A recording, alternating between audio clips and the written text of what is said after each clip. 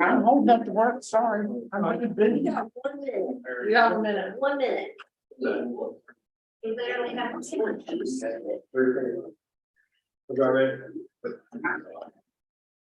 Now, more folks for our board of commissioners meeting is now in session. Please rise. Heavenly Father, we seek your wisdom, guidance, courage, and strength.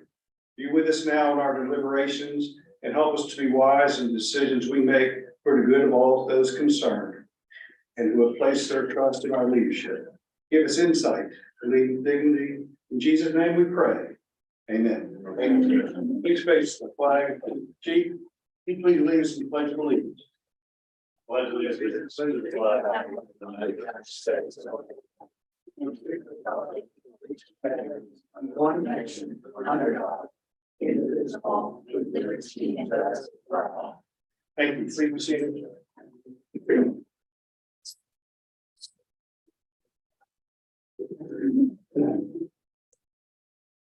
Ms. Mitten, are there any additions or deletions to the agenda? No, so they're not. I'll need a motion to approve the agenda as it is, please. So moved. Thank you, Mr. Church. Have a second, please. Second. Thank you, Mr. Palmer. All those in favor, please raise your right hand and say aye. Aye. Any opposed, motion carries. We come now to the general public comment period. Our first speaker is Tom Cottle. Come on up, please, and just, near that post right there, because the meeting is recorded. Oh, that's fine too. Is that fine? Yes, sir, that's fine. For those that don't know me, I'm Tom Caldwell. I'm one of the board members and a member of the Wilkes County Railroad Club, or the Yadkin Valley Railroad Club of Wilkes County. David Stackhouse is our president. He's out of town and was unable to be here, so I want to ask for your help with our railroad station for this year. Our club was chartered by the National Railroad Historical Society around the year 2000. Dues and a lot of other stuff. We didn't really get anything out of the dues paying them to the National Railroad Historical Society, so we discontinued that membership, but we still are a active railroad club, and we open once a month, and sometimes twice a month for the public to come to our location. On December 13th, 2014, the club was officially created as the Yadkin Valley Railroad Club of Wilkes County, Inc., as a 501c3 nonprofit organization. In 2005, the art gallery moved out of the current location where we are to their current location down here in what I call the old post office building. Rolf Wurzburg gave a 10-year lease for the building we're in at that time for us to use the building. And in 2006, after we helped move the remainder of the art gallery stuff out of the building, we became the occupants of the building. And this is the building, 800 Elizabeth Street in North Wilkesboro, which is right before you go into Finley Park. We labeled the building as the Black Cat Station. I don't know whether you know the history of the building or not, but former Mayor Dick Cashin created that building as a service station, and later he moved that service station out, and it became a restaurant. I think it was more of a honky tonk than anything else, and it was a Black Cat Grill. And so we retained that name as Black Cat and made it the Black Cat Station. There's other things that had been in the building after Black Cat Grill.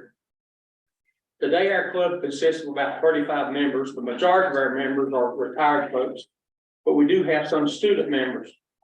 One student member of several years ago is now one of our board members. And he also is the conductor at Tweetsie, which is where he is as we speak. Each member to join our club pays $30 a year for a membership. If our spouse chooses to be a member also, that's another $20. And we have student memberships for $10 a year. Now, the student memberships are those young people who are below the adulthood, below 18. We're not We don't have any hard and fast rules about that. The club regularly has an open house for visitors on the second Saturday of every month. The visitors are not charged to enjoy the train layouts. We have one large scale HO scale train layout in the building. And we have two in-scale layouts, as well as a HO scale Thomas the Tank layout, which the children get to use. They push a button and watch the trains go around, and when they take their hand off the button, the train stops. Black Cat Station has been visited by many different groups, including the North Wilkesboro Rotary Club, the local Corvette Club, which visited on two different dates, some years apart, the Mountain View Elementary School special education students, which have visited 2 or 3 times as well. The Wilkesboro United Methodist Church senior adults, the Midway United Methodist Church, which is in Forsyth County, came up and visited with their senior adult group, and the Winston-Salem Southbound Train Club. In addition, the Boy Scouts have a annual merit badge college, which we have been part of for 8 to 10 years, where I teach the railroad merit badge for the scouts that attend. One notable scout, you see these kids one time for about 4 hours, and I thought he looked familiar. This was a few years ago. He was from Watauga County. When he came to the merit badge college, he didn't have anything else he wanted to do, but he wanted to come back to the train club, so he signed up for our class again and went through the training again with his brother who came from Watauga County. Other visitors have seen our brochure at the Visitor Center on 421 and come by to visit. We have a guest register that we ask the visitors to sign, but it's not mandatory or anything like that. And we get several signatures, but we don't get near all of them. Many of the visitors are from out of town. We've had most of these visitors hear about us through the internet or Facebook or one of those things and come by.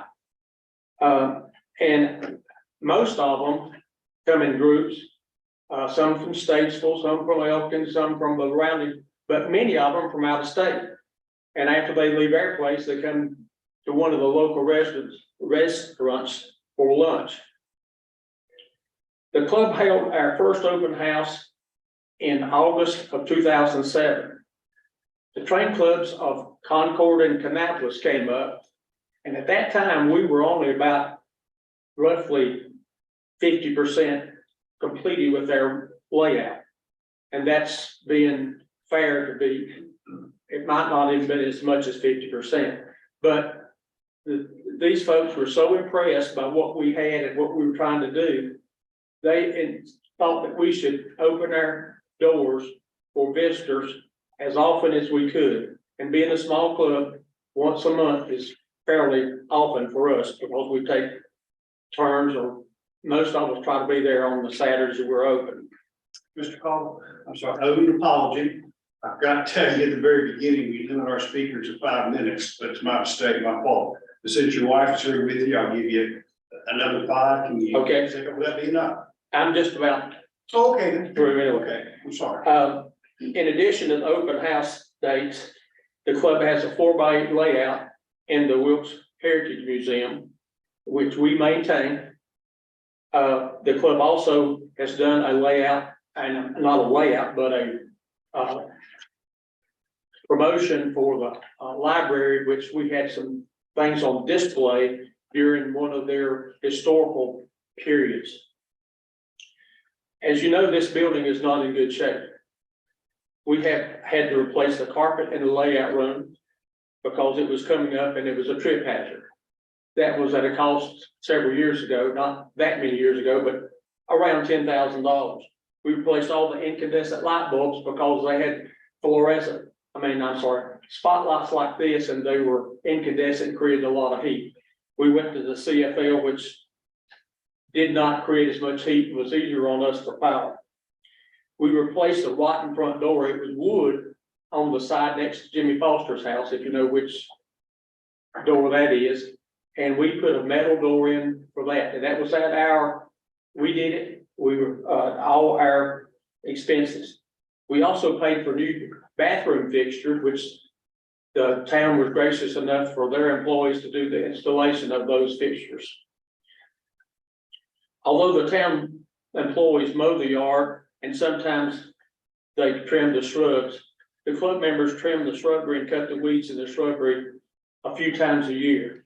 If this is not done, large weeds pop up in the areas next to the building. It's unsightly, and sometimes the shrubs are so big that people have difficulty getting in and out of the building if you've been there.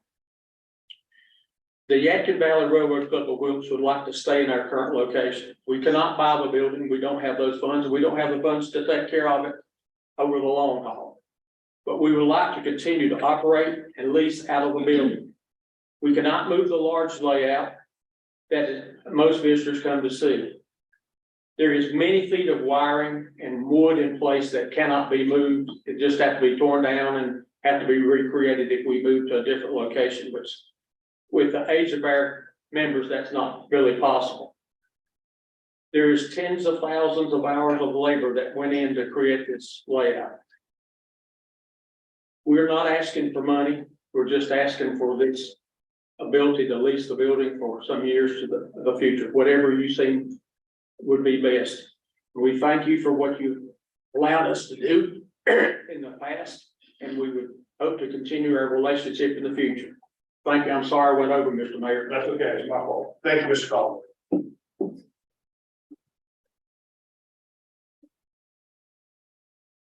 Next, we have Charles Vaughn regarding water fee policy. Mr. Vaughn, you have 5 minutes. Good evening.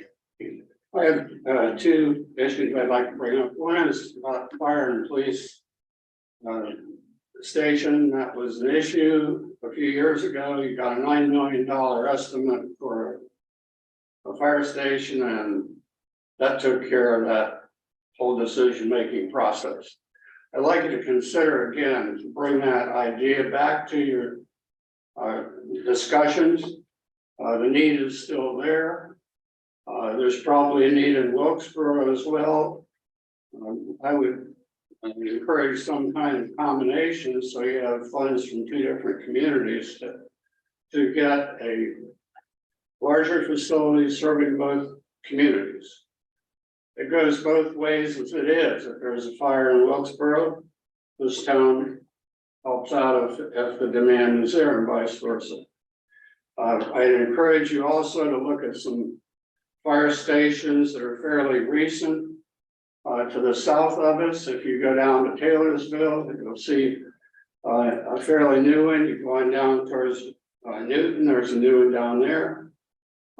If you turn at Taylorsville and go to Bethlehem, outside of Hickory, you'll see a new one there.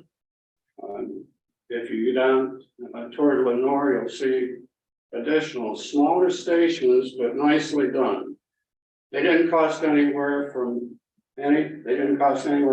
to $5 million. Now, they were built a few years ago. But my take is you could combine the fire and police and maybe EMS all in one location, and you could do it for less than $5 million. So I'm encouraging you to think again, because that price that you got from the architect, that was an estimate, wasn't bid. I kind of wonder if that didn't have something to do with his fee. If his fee was based on the cost of the. It's always a stuff. I'm going to interrupt Mr. Vaughn, but this has nothing to do with water intake. But one thing you may not be aware of is that our state representatives are seeking funds for us now for a firehouse. I didn't know that. I don't, well, let's just bring you up to speed. That's right. So if you tell an architect what your grant is, that's what your estimate is going to be. I'm sorry. If you tell an architect you secured for engineer $9 million for something, that's what his estimate is going to be. He's going to spend every dime. That's what I'm saying. So anyway, Okay. we've already skimmed that. The other thing I want to bring to your attention has to do with the water fees that are currently in place. I have a copy of the one page out of the, adopted water fee. I got to look at this pretty close because I want to build a house and a line extension was needed. And this section of your fee schedule is open to a lot of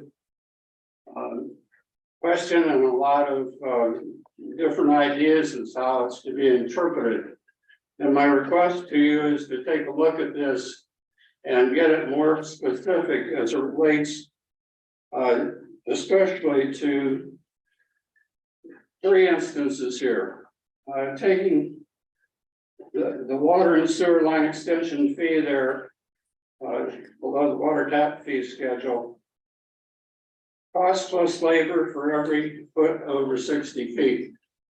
So where the line starts is going to be, where the new line starts is going to be the connection to what exists. The first 60 feet, if that line is coming from a line within your public right of way in the road, the first 60 feet is paid by the town. That's what this says.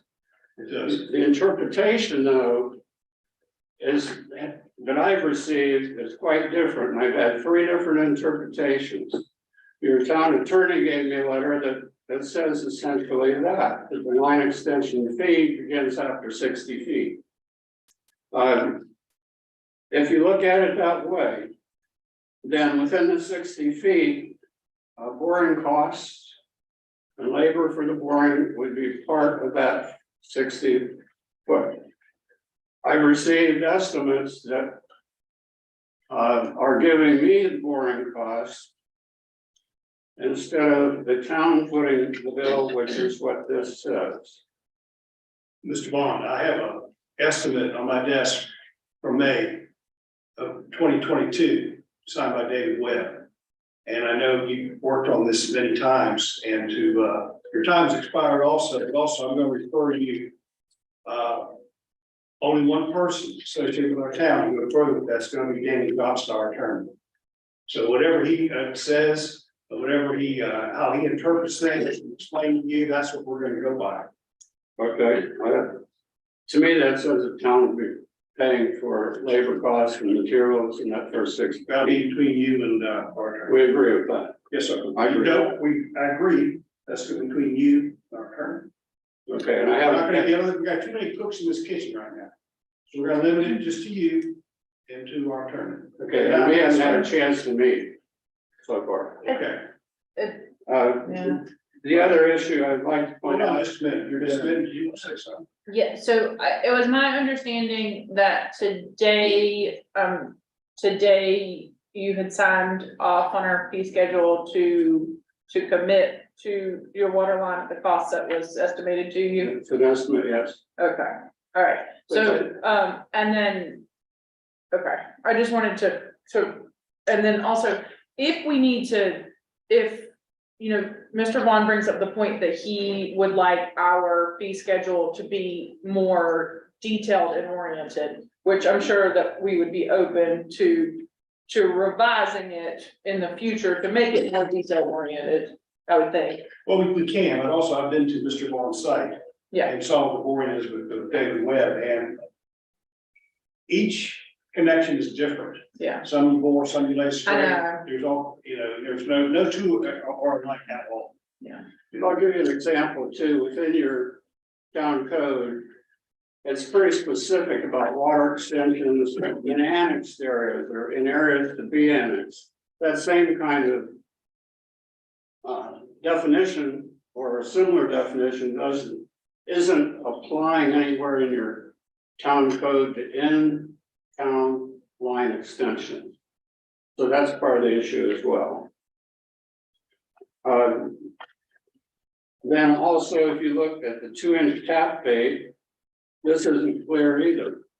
The way it is. Mr. Vaughn, I'm sorry, you're way over time to one more Okay. speaker. I'll wrap this up with this Bottom one. line is, Chris, you can, please. One comment here.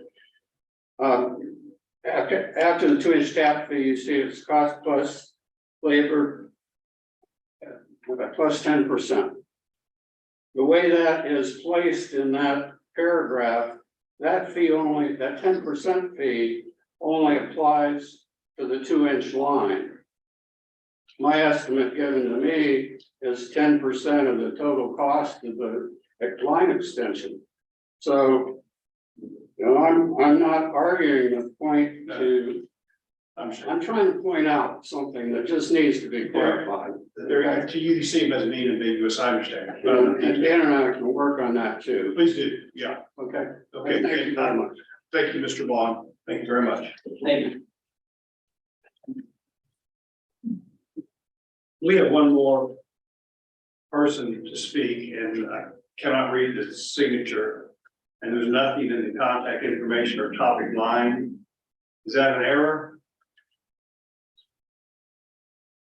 I'm sorry, I didn't hear. No, what you, Mr. Vaughn, you wrote, you were clear, but there's one more person after you who wrote, and it's illegible to me. It probably was me, I'm sorry. I'm sorry. John, Did I sign the wrong thing? you're fine, you're just here to answer questions if you Yes. have it. Yes. Okay, we're good, Yeah. all right. All right, we'll get the train back on the track here. Under routine business, we have 2 items, A and B. Mayor, Go ahead. I'd like to pull B out and put it up in for a conversation, to discuss further. Let's do that now, go ahead, Mr. Paul. Well, my question on this is that, and this is another one of those, times where I have to question, the fairness to all businesses in the downtown area. And so, I know Mr. Roselli is trying to, improve his,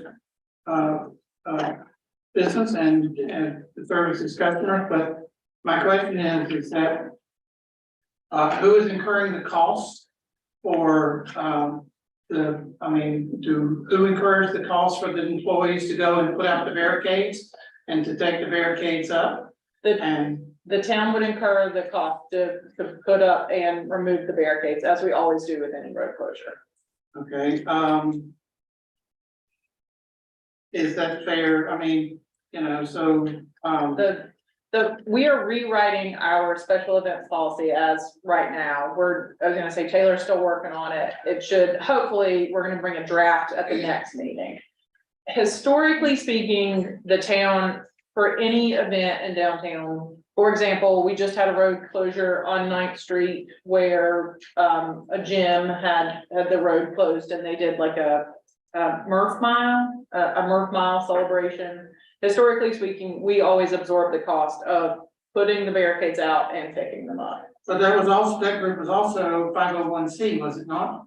No, it was a for-profit business. Okay. I was gonna say, and we have had a lot of discussion internally about these things and who should be absorbing these costs and who, you know, but as a matter of record from the past, the town has always sponsored the My cost. thing is private businesses. I think private businesses, should incur all costs. I mean, if it's a 501, I'm gonna have a little different opinion of it. But if it's a private business, that is, you know, because, for example, you have 2 restaurants on Main Street, and I know Main Street is a DOT street, so it's completely different than our streets that we own on 10th and 9th. But still, I think in fairness of what this town optically is showing, all of its business within the CBD Loop District is, you need consistency. And so, I don't mind Mr. Roselli having his event. That's not what this is about, Yeah, but I think it should be at not a cost to the taxpayers of this town. Because this event benefits a private business. And I also want to remind, that we need to make sure that if those streets are blocked, that there is still, available 911 access, in the event that it is needed. So, that is my concern, and if we are working towards a policy, which all businesses in downtown can participate in, then, I will be all for that, but, you know, I just believe in fairness for all. I do too. I've had, I was gonna say, you wanna, Well, I mean, I understand you, like, where you're coming from, really do, but a precedent has already been established. Almost to the point of being a tradition, but it's something we can change, but it'd be down the road because we're working on that now. and we are kind of trying to take into account, we're gonna have to adjust the fees based on the way we write, the way we craft this policy moving forward. So we really, we are hopeful that moving forward, there will be a lot more clarity. There will, we'll have a flow chart on the website. If you want to have an event, if you're a nonprofit, go here. If you're a for-profit, go here. If we want to have, a band in downtown, you've got to get multiple people from your block on board with it. You've got to partner with the partnership. We're hopeful that setting these parameters moving forward will give us some shape and form, so there's less ambiguity. But we're still working on it, we're still crafting it. Based on that, knowing that we're going to work on this going forward, I have no objections, Mr. Mayor, with proceeding forward with the consent agenda. Thanks, sir. Anyone else? Yeah, I just want to say that we need to find ways to do things that people in the community think are fun and that they want to do that makes it exciting. And I don't think we should let bureaucracy stop that. So if there's a way to do it and continue, Mr. Rodelli, I would like to see that. I think that, I understand his concerns, but I also think that there's community benefit by people doing events like that. And I know everyone's going to be different, they're not all going to be the same. But we need to find the way to open doors for people and not close them. And I think that's definitely Taylor's intent, is to essentially set policies so people understand them, so that we have standards. In a nutshell, all the finer details aside, I think that the town is better off with the events he's doing, and if other people do them, the better. Those are the kinds of things that make people think there's something to do here. And that's one of the biggest complaints that I've heard, so. My biggest concern is safety. People drive these streets, they drive them over and over, and when you drive them over and over, it's so much easier for you to run over somebody. Or to be in a place where you're not, someone can be hurt. Having those barriers out, people aren't used to the barriers. I don't want somebody to work through, to go or walk into the barriers or go through the barriers with a car. I know we've had this discussion, but it still is concerning because it's a new event, let's call it an event, a new event that has to continue for people to be aware of it. You have to do it more and more. And we've talked at the Fan Fest event, I became more familiar with what type of barriers we do and don't have. And Chief Thornburg and Captain Mathis and I have talked more about getting barriers that are a little harder sturdier. Are they plastic ones you put sand in? There are, and there are all sorts of different ones, but honestly, we really just don't have enough right now of ones that people literally just can't, run right through. So we need to work on that in the next fiscal year. Is there any kind of thing that you could put out back or front of the thing that links that says barrier ahead? Yeah. I don't know, to make something like that. We just recently purchased some two-sided They're like A-frame. They're A-frame signs that you can put sand in and switch out the framed poster in it, which we're hoping to use for more like things like that, event ahead, be cautious. That kind of, we used them at Fan Fest for parking, directional signs, you may have seen them. Thank everyone. Here, we all set them. No, I got a couple. Go ahead, Mr. Church. I think in the future, when we do our things, we need to take in mind what's fair to the taxpayers in North Michigan. And when we to cover all the expense of all these policemen and firemen blocking these streets. That's not fair to the taxpayers, no. They get no benefit out of it. So we need to look at that when we do things. Well, I just want y'all to think about what happens if Mr. Roselle just says, well, I'm not gonna do these anymore, and that's just one less event we'll have for people to have something to do in our town. I appreciate all you've done, thank you. Thank you, Mr. Palmer. No one else is going to speak, and I need a motion for routine consent, routine business that we accept. Items A and B, please. Second. Thank you, Mr. Hall. Thank you, Ms. Church. All those in favor, please raise your right hand, say aye. Aye. Motion carries. The managers report and emerging issues, Ms. Benton, please. So we've got, we're busy here at town hall. Through Park Pool is open and operational. JC Brown has accepted the position of Green Thumb supervisor. So we have been walking, myself and the mayor and JC have been walking all of our parks and kind of making a punch list for the coming year of things that we want to improve upon. Right now, that punch list is about 2 pages long and we still have 2 parks to go. But I would welcome the public and the commissioners to, if you all have things that you want on that list, you want prioritized, to send them to me so that I can, we're formatting it in a way so that we can, put objectives per month for the next 12 months. So I would really love any feedback that you all have, and discuss any suggestions you all have. Can we see the list? Yeah, I'm gonna type it up month by month and then send it out before the next board meeting. Sorry, that is actually in my notes and I just didn't read it. The fire truck dedication, you all mentioned at the last meeting that we need to make that happen. We agree. The fire truck is with Pierce right now, having decals done on it. They actually, I think they're coming to pick it up either tonight or tomorrow morning. June 22nd was supposed to be our board meeting date, so I assumed everyone had that labeled anyway. So we thought that we might do our fire truck dedication June 22nd at 5:30 at the fire department. And we could have kind of, at 5, or so 5:30, at 5 at the fire department. If that is conducive with y'all's schedule. It'll be up here. Yeah, at the fire department, we thought we might have some snacks and invite the public. No, 2. When is it?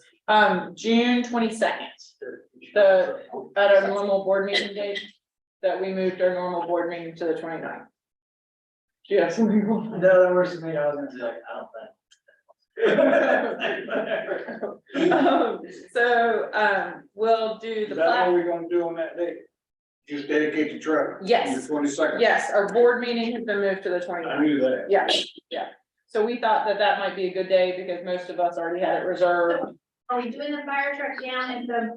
No, we're gonna do the fire truck dedication at the fire department. And we'll have snacks I and, know we talked about that. Yes. back and forth. I just wanna make sure I was correct. yeah, at the fire department. And we'll of course send out notice and, notice to the public and we'll publicize it, but I wanted to give you all that date tonight. One of the things on the punch list for Smith Park that we're already having attended to this fiscal year are the picnic shelters. We're having them painted the last 2 weeks in June. So if you want to use those picnic shelters, don't plan for the last 2 weeks in June. It's just a couple weeks away, but we need to have that done. I don't know if you guys have seen them, but they're peeling and they need to be spruced up. For accounting purposes, the stormwater estimates that I promised you all for this meeting, we're gonna wait and give to you all at the next meeting so that you guys can hopefully approve or decline them in the next fiscal year in July. I'm gonna email those to you all. The raw water intake, we have a meeting with McGill on Monday to start the engineering process and to start to do a site visit to talk about the last couple easements we need to get to just kind of essentially move forward with it. We did receive an extension from the Division of Water Infrastructure for the first deadline, to February 24th of 2024. So we are in good standing with the DEQ and the Division of Water Infrastructure. The mayor and, Connie Bogus and I conducted lead fellow interviews last Friday. We're still in the deciding phase of that. Just as soon as the potential candidate for the clerk, as soon as she goes through her necessary screenings, I will notify you all of her.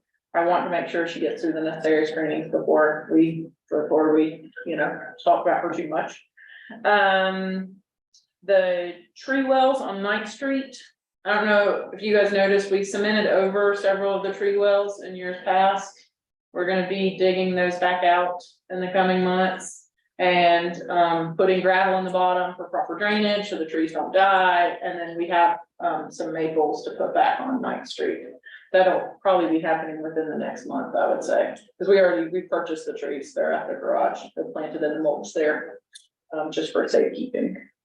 Finally, on those maple trees, and I know we already have them, but my question is, was there not a problem with those trees before with the root systems causing upheaval with our sidewalks? The problem with those trees was not the root system. The problem with those trees was drainage. Okay.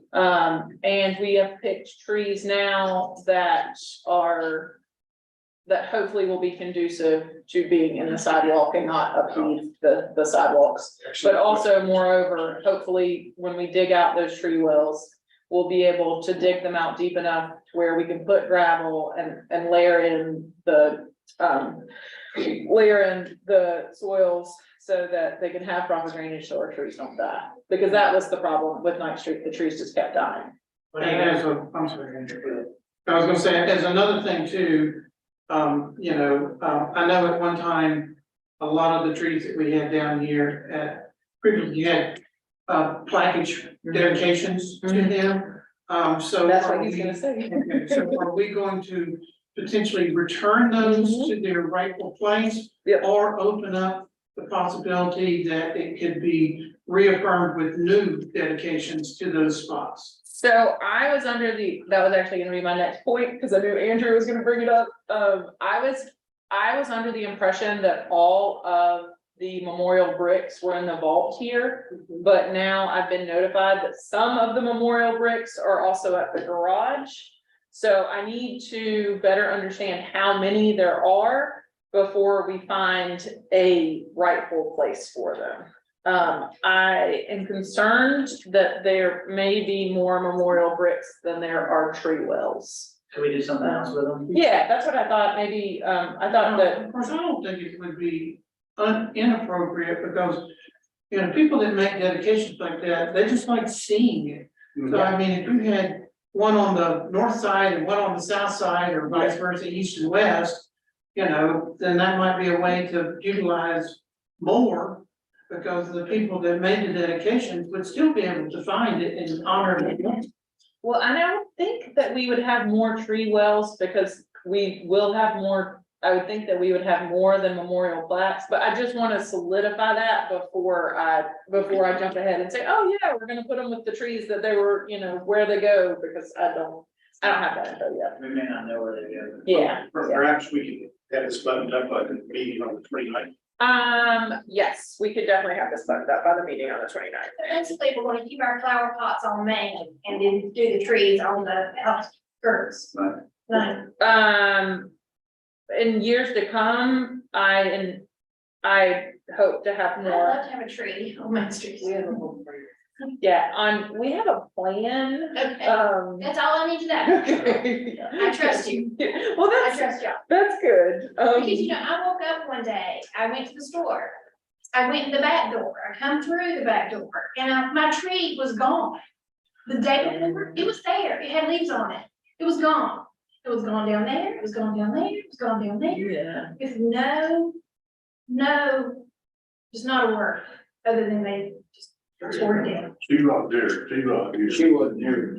No, but I remember when the trees were gone. What are we gonna cover? Yeah, it's very concerning. The tree well, okay, so we looked into the cost of, Andrew had sent me some images of some tree grates that you can put around the trees rather than mulch or rock, which are really a less of a tripping hazard. And we've looked into the cost of them. The iron tree grates are about $3,000 a piece. They have plastic tree grates that are $500 a piece that you can constantly cut out.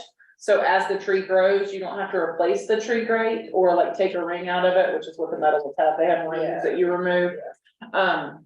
So I think depending on what the tree grates, plastic ones look like, we might go a little less expensive for that. What about that other stuff that's sent you a picture of? What other? So I sent you pictures of like, it's like the stuff that's at the bottom of the new playground at Sweet Park. Yeah.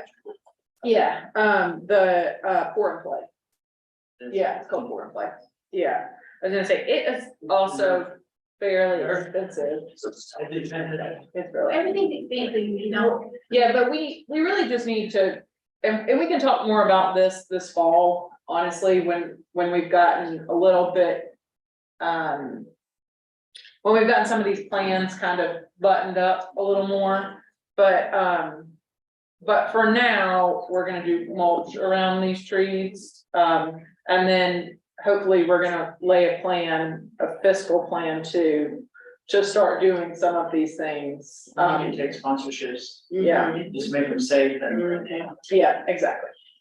But I don't feel like the river rocks are necessarily, they're kind of a trip hazard. Yeah. So I don't want to use those for much Well, longer. anything that is either below grade or above grade. Because if you're putting mulch, it's gonna usually be piled above grade, so therefore it's potentially a trip hazard, anything that, the safest option are the grades. Yeah, Because they can all be level grade. yeah. Flushed in concrete. Yeah, exactly, which is what we would like to do, and we would like to start replacing them with grates, but that, yes. Mhm. I'm sorry. Ms. No, you're fine, I just wanted to make sure everybody was. Yeah. Okay. It's nice to be aware, thank you. And then, I think I'm gonna kind of, we do have our first concert on the deck. June 17th, which Taylor may want to speak to, maybe not, I'm not sure. June 17th, will be Alonzo Wesley and Wayne Graham from 7 to 10. That's all I've got. What's We, your name? Sorry. Alonzo Wesley and Wayne Graham. You have a fire in your shop. Yeah. and, last but not least, did I mention that the community college is partnering, Meredith has set up, with the community college to partner with us on creating a landscaping plan for the Pocket Park, potentially B Street Park. But it's up to them how much or little they want to do. So we'll be meeting with them in a couple of weeks. Thursday. Thursday, sorry, Thursday. She told me that earlier this week and I put it on my calendar and I still thought it was in a couple weeks. Okay, so that's, I would like to open the floor for emerging issues. Not today, not today. Okay. Andrew says, I'm sorry, Andrew. You're not gonna have it. Is there any update on that beautification? Is that happening? yeah, it's already, they've met one time. We actually were planning to meet again. It's one of those things where we gotta get some things moving before we can. So not take The it other going. thing I have on my mind is I've spoken before about the need for the town to have a time to promote the events. Mm. And Meredith said that our zoning doesn't allow it in the TBD loop, and I would like to have discussion about that, if the others may be interested. Outside of the vehicle, and we're talking of a huge, the whole sign ordinance as a whole in all the different districts needs to be something that is addressed. And so that being said, Meredith and I have had some conversations as to after the 1st of July, as we start our new year, that this board, with the help of the planning board, Martha and We did the sign stuff. I know, but, we kind of give Meredith some direction as to what we as groups would like to see her address in priorities. And so, because I mean, there's a lot of things, there's landscaping, there's signage, there's, there's and I won't use this term, but it strictly applies to us, this town. But Meredith brought to my attention is a UDO where we have, all of our ordinances packaged in one location so that when a developer or a business comes to town and they have a question, Meredith goes, look at our nice little package here. And so, but we don't currently have a UDO approved. So that is something that we will need to look into, but I think your question is that those are all things that this coming year, not to put too much on Meredith's plate all at once, but to kind of give her focus as to what we would like to see accomplished and which tasks are kind of a priority list, and give her a bucket list of what we would like to see, so that she can then go back to her staff and the planning board, and they can work towards improving some of these ordinances that could definitely use some clarification. Well, deregulation. Yep. I like it. I was walking around with that sign in the town park, whatever that one was, and I don't mean to insult anybody. That sign, be beautiful or act beautiful or something, drew more comments that I didn't want to hear. Already. It has been removed temporarily. We plan to put it back in the pocket park at the marketplace. Where you can stand beside it and take pictures, but you are not on a hill, and it was not conducive to its purpose. The purpose is to take photos with it and to hashtags and all those things that I. Grandpa though, who loved it. Yes, we did have a groundhog that had a lot of snapshots with it. Groundhogs are back all over town. It's like, Yeah, so, but, the intent is to put it at the marketplace. We just have not followed through with that yet. Marketplace, Yes, we'll put that sign down in the marketplace. in the pocket park at the marketplace. We make it colorful. Can we make it look more presentable? It's ugly. We will shine it up. I mean, it was separating as well. I've seen a lot of crowns up I here. think that's like we put in the landfill. Well, we received, it was a grant we received to install it, which. I think I'm just gonna. We'll explore it. We will explore this conversation more. Is it? Very good. Thank you, I'll be to see you. Thank you, sir. I appreciate a visit. Will that be all, Ms. Smith? It made me feel better about it. Do you have any more topics of discussion? It was Andrew driving that, but. Yeah. Yeah. Yeah, I was gonna say, that was not my bus. I'm done. My service, not my money. Okay, Andrew, you were good, all right? We're good. We'll proceed then, okay? Mhm. Public hearing regarding fiscal year 2023-2024 general fund and water sewer fund budget is now in session. Finance officer, Mrs. Boggs, and town manager, Ms. Smith, please.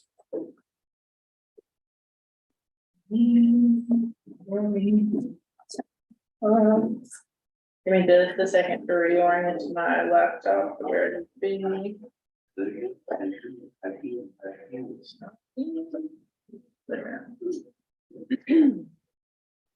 There are a couple changes since you last saw the budget documents.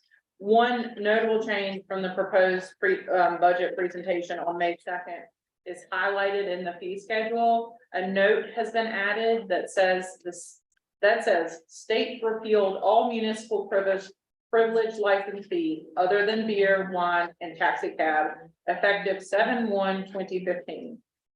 As well as there is another there are fees for those, said privilege licenses. Also notated in our fee schedule. We've not had these in our fee schedule prior because they've been on the state fee schedule, but we want to include them moving forward so that people have a point of reference. That being said, there's also one minor, a word has been taken out from the planning budget. It said budget, it said budget, the code budget enforcement, and budget needs to be stricken. I don't think it's a notable enough change to where you all, it was just a grammatical issue. The town manager's recommended budget is $7,727,824 for the general fund and $3,038,805 for the water sewer fund. Both of these budgets are balanced. The budget levels are due partly to natural growth and the cost of our municipal services, but also are due to elective increases such as employee compensation adjustments, the departmental restructuring of both the streets division and the Green Thumb division, and the service quality changes that we are hoping to provide in the coming year. The proposed millage rate remains 52 cents per $100 evaluation. No general fund taxes were increased. Reflecting back, the 5% cost of living adjustment for all employees is included in the proposed budget. This is both across the general fund and the water sewer fund. The total approximate cost of this COLA increase is $178,198 across both. The general fund budget contains a handful of notable changes, which we've already discussed, but for the purposes of this meeting need to be reiterated. Embedded in the governing body's budget, you'll find $30,000 for a capital improvement plan and $5,000 to recommit to the pursuit of completing the vision set forth by the outdoor economy plan. Also in the governing board's budget, you'll find $24,000 to contract a federal lobbyist in partnership with Wilkes County and the town of Wilkesboro. The creation of a line item for Wilkes Economic Development Corporation, which you will need to vote on separately as a special appropriation. We're increasing this special appropriation by $10,000, which will bring the total to $65,000 to this allowance is allocated for the economic development arm, basically, of our community. I would also mention at this is an aside, but the EDC was recently awarded a Golden Leaf grant for $50,000 to create a buildable area map for the town of North Wilkesboro's industrial park. Restructuring of the Parks and Recreation Department and the Streets Department, which I've already touched on. These restructurings will create 3 new positions across the 2 divisions, totaling $190,000, $190,141. And the Parks Department, an allocation of $10,000 for Parks Master Plan, an allocation of $20,000 for the transition to LED lighting and replacement of poles at Memorial Park. And in the community development budget, an increase in the facade budget, the facade grant program budget of $25,000, which brings that total facade grant program to $40,000, and an increase in the budget for downtown events. One of those events, of course, is the NASCAR event that we are budgeting for in the coming year in hopes that they are bringing the All-Star race back. The water sewer fund has minimal changes. In FY 2021, the board agreed to commit to a 2% increase for all customers, residential, commercial, and industrial on both their base and per 1,000 rate for 5 years. This will be the 4th of the 5 increases that were approved in FY 2021. Since this is a consumption-based system, the effect of the change varies across users. regarding the water association rates, an increase of 5.5% to $2.50 per 1,000. This increase is based on market indicators. We plan to purchase a vehicle for the public utilities director. That vehicle is needed because we've separated the utilities, the public utilities and the public works director's positions. And we've allocated $55,000 for that, although we've already received estimates for it and we anticipate will come in under budget.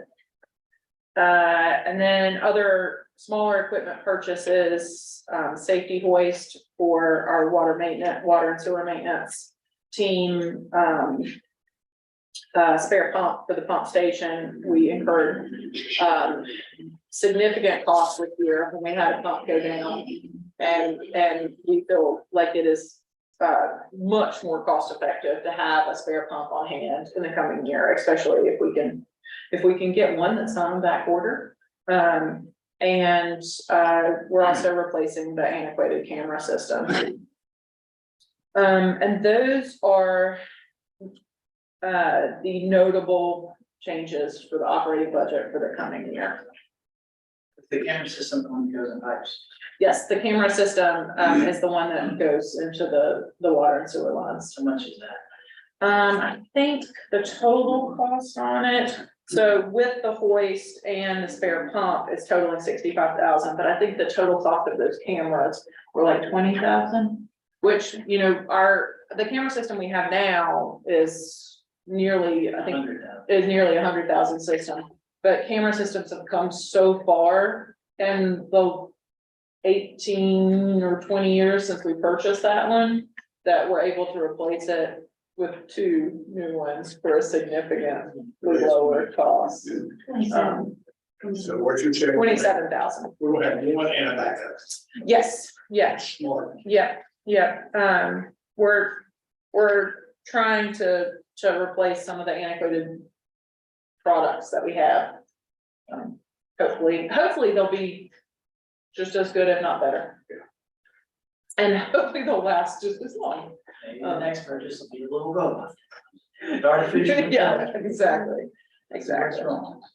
The Board of Commissioners, needs to, either approve or make suggestions for this document. The North Carolina General Statute requires that it be approved by July 1 for submission to the state.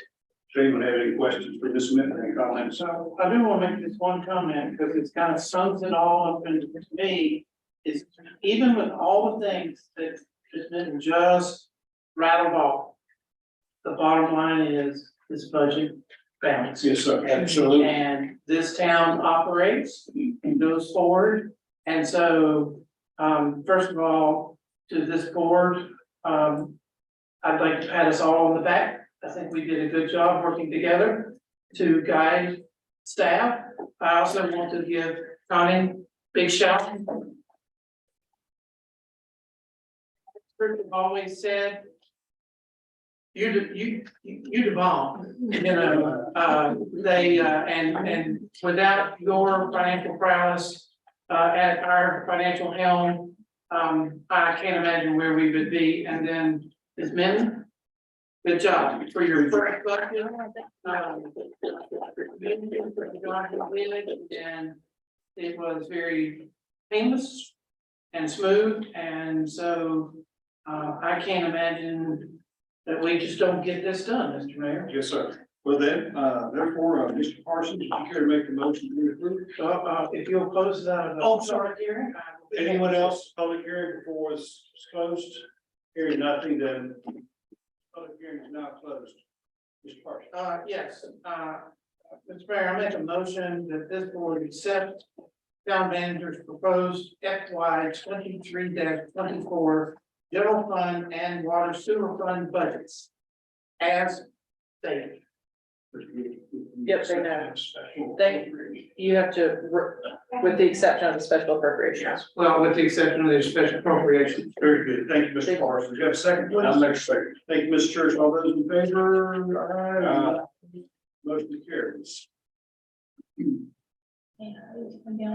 Yes, this is gonna take a while, because we have to, there has been, individual nonprofit contributions that have been budgeted. And we have to, have a motion and vote on every one, and there are several. And we also have to have recusals of any board member that could be involved in these two. Got it, yeah, okay. We'll try to go through this quickly. Why don't I make a suggestion? Why don't we just go ahead and get the two recusal ones out of the way so that, I believe that includes Kurt on both of those so that we can. I need, we do them first. I need a motion to come back. And then I think- You're right. I need a motion to, recuse, Commissioner Hall. I don't know which two we're recusing. It'll be on Development Day School and Wilkes Community College. Mr. Mayor, I make a motion that we recuse Commissioner Hall from the appropriations for Wilkes Developmental Daycare and the Wilkes Community College. Yes, sir. Thank you, Mr. Parsons. Thank you, Mr. Church. All those in favor? Motion carries. None opposed. Ms. Day, if you begin with Development Day School, please. No. The Wilkes Developmental Day School, the amount $5,000 for that. Need a second, please? Second. Thank you, Mr. Church. All those in favor? Motion carries. Thank you.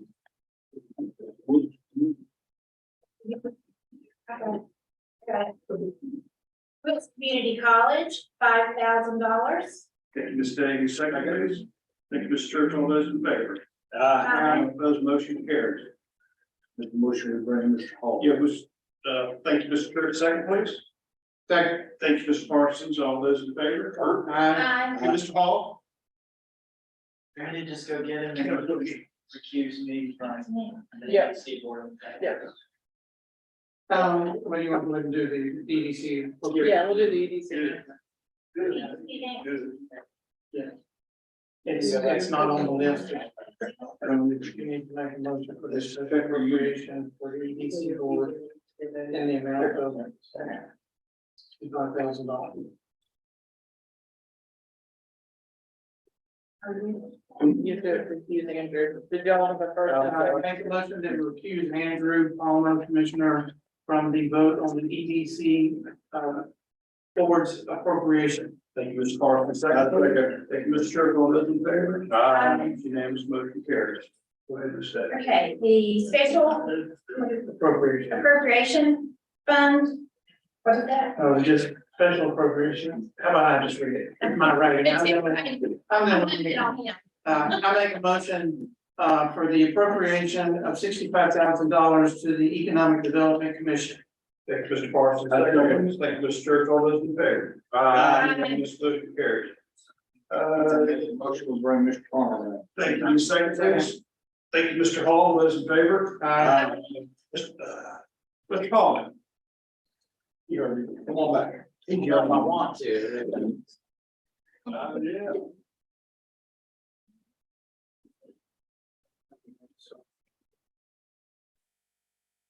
The proposed special appropriations, I'm gonna begin with, Wilkes ADAT, $1,500. Thank you, Mr. Day. Second, please. Second. Thank you, Mr. Church. All those in favor? Motion carries. Yes, ma'am. Wilkes Art Gallery, $6,000. Thank you, Ms. Day. Second, please. Second. Thank you, Mr. Parsons. All those in favor? Motion carries. Wilkes County Crime Stoppers, $500. Thank you, Ms. Day. All those, sorry, second. Thank you, Ms. Church. All those in favor? Motion carries. Yakin River Greenway, $7,500. Thank you, Ms. Day. Second. Thank you, Ms. Church. All those in favor? Motion carries. Wilkes County Library, $5,000. Thank you, Ms. Day. Second, please. Second. Thank you, Ms. Church. All those in favor? Motion carries. Wilkes Community College, $5,000. Wilkes Rescue Squad, $1,500. Thank you, Ms. Sorry, Day. I'm on the wrong one. There you go. Thank you, Ms. Day. Second, please. Second. Thank you, Mr. Church. All those in favor? Motion carries. Wilkes Playmakers, $5,000. Thank you, Ms. Day. Second, please. Thank you, Mr. Church. All those in favor? Motion carries. Safe Spot Child Advocacy Center, $5,000. Thank you, Ms. Day. Second. Thank you, Mr. Church. All those in favor? Aye. Motion carries. Wilkes Literacy, $2,000. Thank you, Ms. Day. Second. Thank you, Mr. Church. All those in favor? Aye. Motion carries. Wilkes Youth Life Development, $2,500. Thank you, Ms. Day. Thank you, Mr. Church. All those in favor? Aye. Motion carries. Good evening.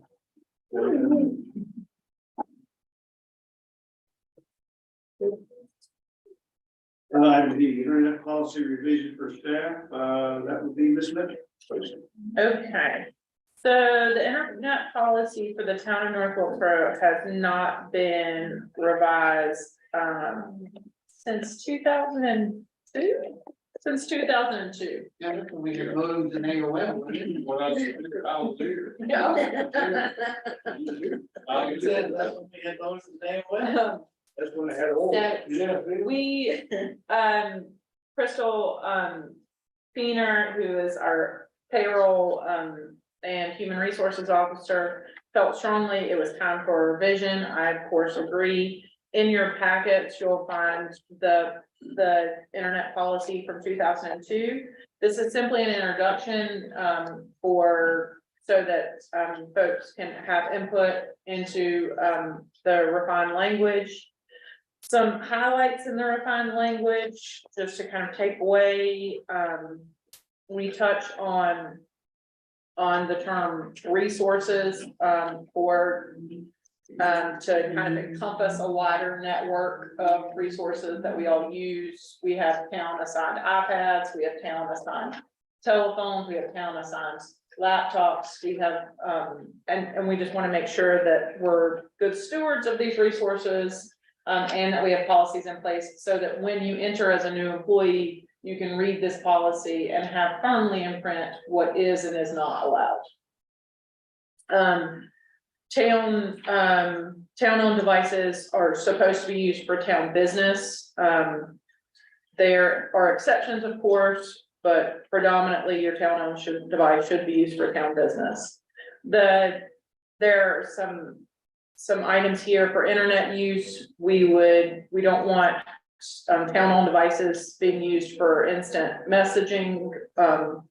That we don't want town-owned devices being used in chat rooms or news groups. And we don't want email systems being used on our town-owned devices that, like Hotmail or Yahoo, we want you simply using your town email on your town-owned device. This is pretty boilerplate internet policy. We borrowed from several other communities that have revised their policies within recent years to develop this. There's of course language on social media pages. And I would just encourage everyone to read through it and provide any feedback that you have. So that we could craft this even better before, hopefully you will pass it as our internet policy at the next meeting. Not something that goes like the employee policy or anything like that, where it's subject to No, approval processes. No, Being vetted by employees and all that. No. crap. no, it is simply a policy that will be provided to in our town policy handbook. It is not in the personnel policy. All right, one other It is thing. akin to the sponsorship policy that you all passed in recent months. Can I ask that we, since we were making this, that we also strongly begin to look at upgrading our email server, because I really feel like our email server is antiquated and porous, and therefore needs, could we kind of We move this all have, in one thing swoop?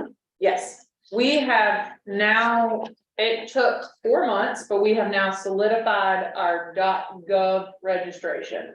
So now our website will be in the coming month, hopefully, will be North Wilkesboro.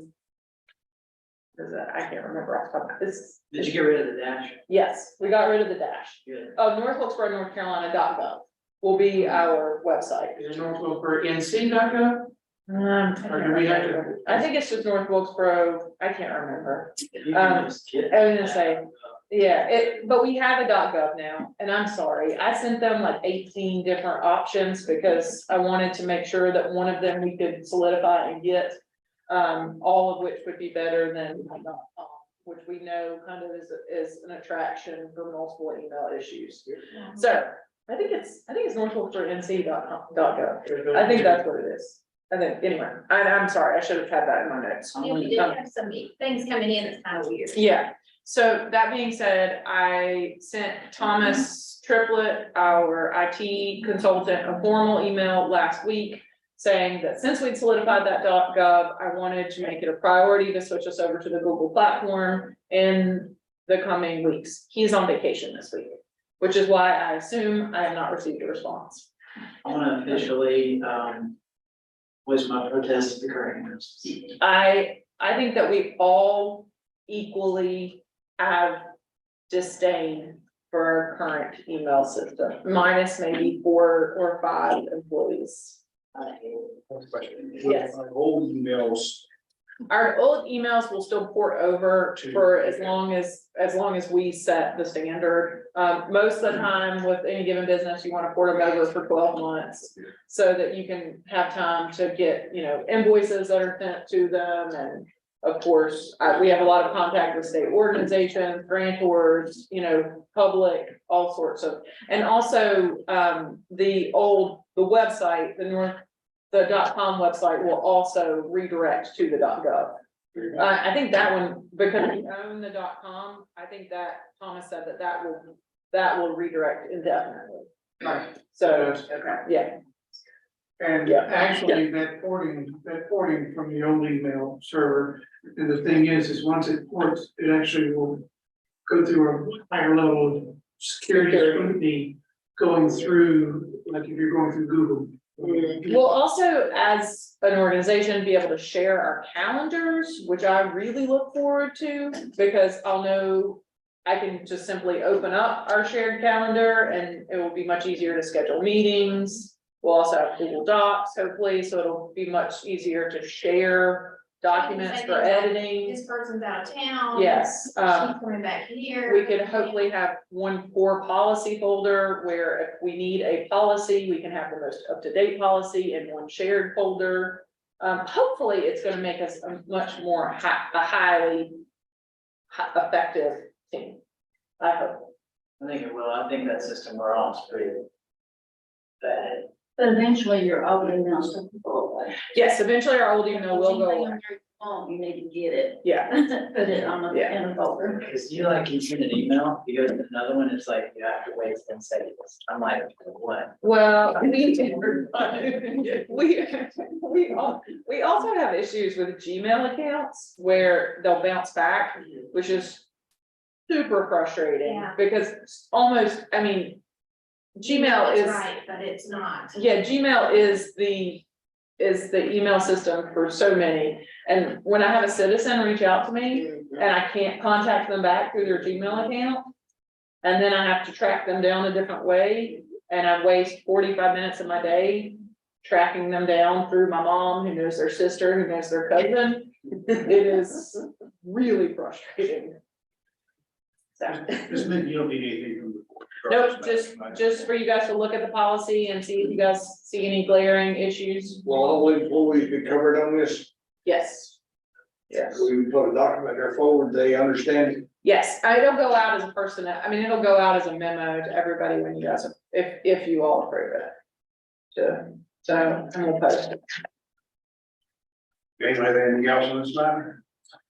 Okay, if we're all set, then we'll move along to our final item would be the introduction, and then later we'll have a call. Public hearing for annex 1692 Sunset Drive.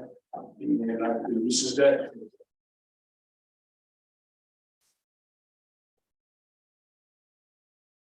Okay. Good evening, everyone. This is a little bit of an unusual request. But our board welcomes annexations, we welcome growing our footprint and having more residents to call North Wilkesboro officially home.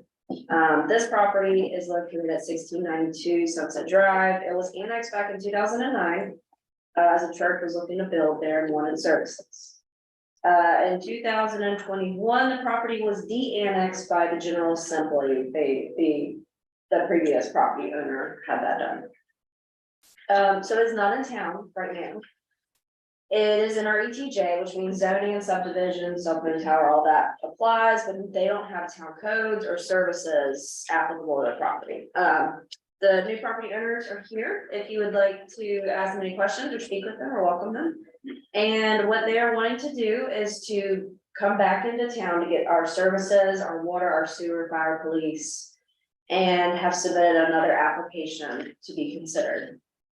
One question. Yes. Is there a house on this property now? Kind of. The structure that is up there is, Well, the church was gonna be built, right? no, the prior property owner purchased a modular structure and built it to North Carolina Building Code standards. Now, when I say modular, I use it very loosely because in my professional opinion, it is a shed that was built to North Carolina Building Code standards to meet residential code. Now, the new owners, of course, are going to build a house. And they will use those as structures on their property, but they will not, I don't believe they were gonna use it as their primary residence, because it's only I think a 2-bedroom, maybe 900 square feet structure. 560. How much? 560. Oh, I was way off. It's very small. But yes. This property, I'm trying to, is this the old, It's across from the Northwest Reservoir Road. okay, so that's, I thought that's where it was, because Yeah. I think I could see it from my. Yeah. So, okay, yeah, I seem to remember when there was talk of that being the church, and then, so, that's great. I don't know why we would have any objection to anybody wanting to be part of this town. No, I don't have anything, no. So in your packet, we had to do several documents to start the annexation process. The first one is we have to do a resolution declaring the clerk, who is also me, to investigate this petition. Therefore, I mean, to be honest with you, we annexed it a few years ago. Nothing has changed with this submittal. We have spent a good amount of time speaking with David Poor and David Webb to ensure that we could get them water and sewer up there, because that has been a barrier in the past. Hence why it was de-annexed. They had a well and a septic. So, we have ensured that they can. I think he's also, secured agreement with the other property owner across the street. So there'll be 2 different options for running, water and sewer, mostly sewer to that property. I know the town actually ran what they call a loop line down from, into Coffee Street, all the way down to that Reservoir Road. Or the West Jefferson or Jefferson Turnpike, as it's called, I guess. So I know that the water is already down at the bottom of the hill, and then I guess the pump station would come into play for them, that you would take it back up. Right, sewer has been the challenge, let's see. I don't know if Taylor could bring up GIS, but what essentially happened with sewer is we have an easement on the property across the street, down along the creek, and you have to cross private property to access our sewer easement. And our town code actually says if you have to cross private property, you don't have to connect, hence why septic tank was approved on that property 2 years ago. But to get capacity to build a larger home, the soil is very degraded up there because the church did so much land moving. The septic system is just not feasible for a large scale house. Let's see. What do you need? Turn on the layers, sewer gravity. I'll go, yeah. Got it. Faster. If the car hills could move that fast on a baseball field, we'd be in good shape. Okay, We'd be better, that's for sure. so Not still be green playing. line sewer, you can see, you have to actually cross private property to access it. It is not within our right of way. If you turn on water lines, our water lines are within the right of way, and so they have access to water mains. Yes, so water is not an issue. It is the sewer that has been the holdup on this property, hence the annexation and the warning, so they have to meet town code requirements. This is what you need. Yes, we have several documents, or several things we have to approve, yes. Need to approve Okay. this first part, and then Yes. offer a public hearing. There's a resolution to direct me to investigate a certificate of sufficiency, as well as Mr. Parsons mentioned, a resolution to advertise. I missed that. So you need a motion for both, not only the certificate to investigate petition under that general statute, but also to conduct a certificate of sufficiency, correct? So you need two separate motions for both of those. Okay, so. You could combine them. Yeah, I was gonna say, the biggest thing is you have to do actually two resolutions. And yes, the certificate of sufficiency. So if you would like to make a motion, to do What is the second resolution, Mary? I do not see. I see the one 2311, 2023-11, but what's 20 the other resolution? to advertise for the public hearing. So that would be essentially a call for the public hearing. So I mean. Yes. All right, so we can combine the resolution and the certificate of sufficiency in one motion and then Yes, the public hearing in the second motion. yes. Mr. Mayor, if you will allow me. All right, I'd like to make a motion that we approve resolution 2023-11, directing the clerk to investigate a petition received under general statute 168-31, and concurrently also to do a certificate of sufficiency for the property that is being requested to be annexed. Thank you, Mr. Parsons. May I have a second, please? Thank you, Mr. Hall. All those in favor, please raise your right hand and say aye. Aye. Motion carries. Thank you very much. Mr. Mayor, I would like to make a motion to approve resolution 2023-12. Fixing a date for a public hearing on questions of annexation pursuant to GS 160A-31 for the property in question requested to be annexed. Would you like that here to take place? What is our timeframe? June The 29th? 29th, we have to publish it for Right, 10 days. For June 29th. Thank you, Mr. Parsons. We have a second. Please, thank you, Mr. Hall, Mr. Jerry. All those in favor? This motion carries. Does anyone have anything else? Take us home, Mr. Church. I'm not gonna move to the adjournment. Your second, please. Thank you, Mr. Hall. Steve adjourned.